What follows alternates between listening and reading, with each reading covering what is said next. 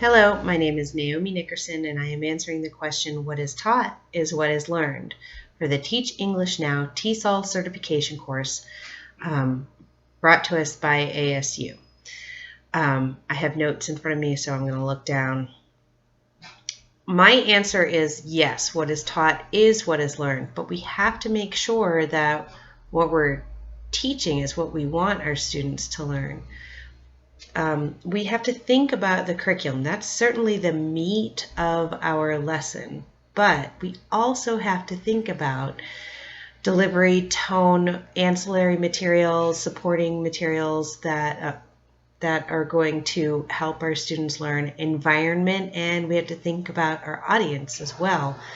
These are all things students will absorb and take away from the lesson. So what we might have happen as educators is that our students learn something from us that we never intended them to learn.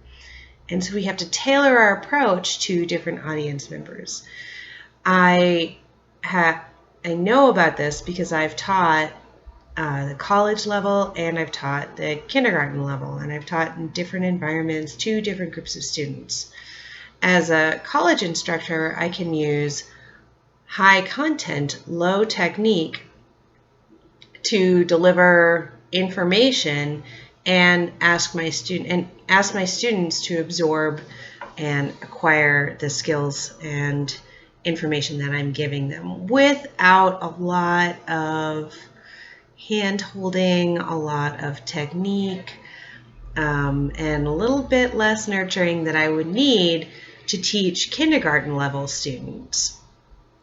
So when I taught kindergarten level students, I had to be very warm and very nurturing and really simplify my language and slow my pace down. What would take maybe an hour in college to lecture on would take 3 weeks of 40-minute lessons every day, because I needed to do a lot of repeating and a lot of redirecting, because you've got 5 and 6 year olds. That's just who they are. And the 5 and 6 year olds are going to give you back something different than the college age students would give you. Additionally, I've taught students in high socioeconomic classes, high socioeconomic strata, and low socioeconomic strata. And when you're teaching to those two different audiences, you also have to be aware of how you're presenting materials. Students with lower socioeconomic and less access to resources and support at home are going to need different things from the educator than a student who is in a higher socioeconomic strata. Unfortunately, that's the reality.